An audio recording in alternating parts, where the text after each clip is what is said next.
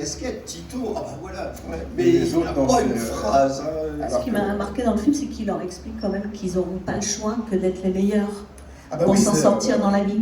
C'est très américain. Dans ce monde, on est le meilleur ou on n'est rien. Et effectivement, il a choisi de faire de ses enfants les meilleurs. On ne peut pas enlever effectivement ce travail qui a été intensif et qui a amené les Jacksons à avoir ce professionnalisme et cette qualité. Maintenant, à côté de ça, le problème, c'est que effectivement, c'était vraiment un vrai pervers, un sadique. Et la fameuse, ça on le voit dans le film, vous avez vu quand il l'appelle Big Nose, qui était un des surnoms qu'il utilisait, gros nez. Bon, c'est pas vraiment un père aimant qui veut que ses enfants deviennent des vedettes, c'est plus un manager impitoyable qui veut que ses poulains fassent cracher le dollar. Et c'est ce qui va se passer au-delà de toutes les espérances. Alors moi j'avais interviewé Joe Jackson pour les enfants du rock quand on était allé à Dallas avec Dionnet. Et Dionnet, beaucoup plus pervers que moi, dit « Cher Joe Jackson, quel est votre fils préféré ?» Et donc, c'était au moment où Michael était au sommet. Et il nous avait répondu très habilement « Tous mes enfants sont mes préférés, tu vois, pas de... » Et dans le film, on voit ça, il essaye de faire perdurer le groupe alors que Michael décolle et que c'est une star absolue et que c'est un musicien comme il n'y a jamais eu. Et lui, il veut que ça soit The Jacksons, la famille doit passer devant. Et c'est ce qui s'est passé, la tournée Victory. Enfin, Michael Jackson était vraiment, avec un album comme Thriller qui se vend à 20 millions de vinyles, il pouvait faire sa tournée tout seul. Eh ben non, il l'a faite avec ses frères. Et c'est vrai que c'est ce rapport très conflictuel et aimant à la fois avec son père qui est la clé de toute la carrière, en tout cas jusqu'à Bad de Michael, puisqu'effectivement on voit dans le film, ce qui paraît incroyable aujourd'hui, c'est que l'album le plus vendu de tous les temps, et pour le reste de l'éternité, puisque maintenant les disques on n'en vend plus, c'est Thriller, et c'est un disque qui n'a pas eu de tournée, où le chanteur n'a pas été en concert pour le défendre sous son nom. Il a joué 3-4 morceaux pendant la tournée Victory, mais pas de tournée, c'est quand même quelque chose qui paraît invraisemblable aujourd'hui.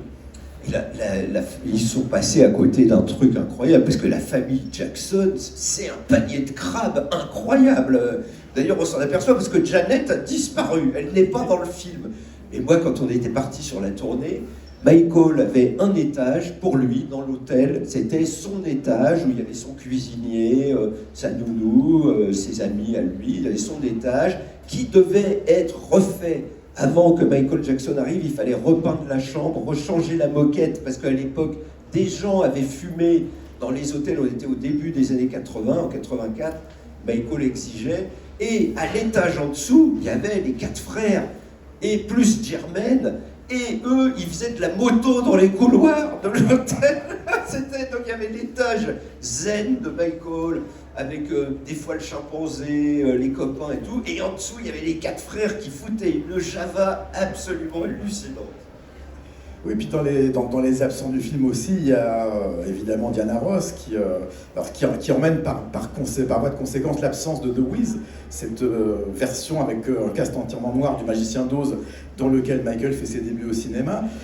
C'est dommage, mais si vous avez remarqué, il y a quelque chose qui est assez vicelard dans le film. À un moment, il y a Gladys Knight and the Pips, groupe, donc une chanteuse noire américaine signée chez Motown, qui n'est jamais créditée, il faut vous dire les crédits de fin pour savoir que c'était Gladys Knight, et on comprend qu'ils se sont dit, bon, on n'a pas pu avoir Diana Ross, on va mettre une chanteuse black avec un groupe derrière, il y en a plein qui penseront que c'est Diana Ross, et puis voilà, et de fait, moi mon fils disait, ah bon, mais je connais pas le morceau, est-ce que... Ah oui, Gladys Knight, ok.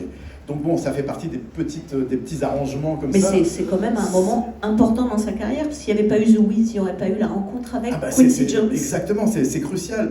Mais le problème, c'est que d'une part, on n'a pas le temps de tout raconter, et quand en plus, il y a des problèmes juridiques, parce que vous avez remarqué, si vous restez jusqu'à la fin du générique, executive producer, il y a toute la famille Jackson, sauf justement Janet et ses enfants, mais on comprend bien que tout le monde a eu son mot à dire. Le dernier morceau de la tournée Victory, c'est un morceau qui a été coécrit par Randy, qui n'a pas souhaité qu'il apparaisse, donc c'est un autre morceau à la place. Le moment où il annonce à son père, enfin sur scène, c'est la fin des Jacksons, et le père n'apprécie pas vraiment. Donc il y a plein de petites choses comme ça différentes, mais en même temps, est-ce que c'est si grave que ça? Oui, parce que c'est un film qui fait déjà plus de 2 heures. Bah oui, et si on avait rajouté des engueulades entre les frères, on serait à 4 heures. Oui, là, ça serait bien dur. Parce que c'était vraiment, ils étaient... Les Jacksons entre eux sur scène, dans la tournée Victory, ils se tapaient dessus. il y avait, enfin, ils faisaient tous, soi-disant, ils faisaient des high five, low five. Et en fait, c'était, moi, j'étais souvent dans les premiers rangs, ils se donnaient des coups de poing au prétexte de se mettre une bonne bourrade amicale. Donc, on sentait qu'il y avait une compétition colossale. Vous avez le meilleur chanteur, danseur du monde de tous les temps, et vous êtes ses frères. Mais vous dites, mais je vais l'enterrer celui-là. Vous allez, oui. Bien, encore raté. Des gens qui montent sur scène, enfin les Jackson, s'ils aimaient rouler en Ferrari, flasher tout le monde, sortir en boîte. Enfin, c'était vraiment des funkatiers. Hein. Comment ça se passe donc cette rencontre avec Quincy qui mène à son départ de la Motown pour faire son album solo? En fait, ce qui est très étonnant, c'est qu'aujourd'hui, ça paraît une évidence, Quincy et Michael, puisqu'il y a eu 3 albums quand même qui ont été le fruit de cette collaboration incroyable.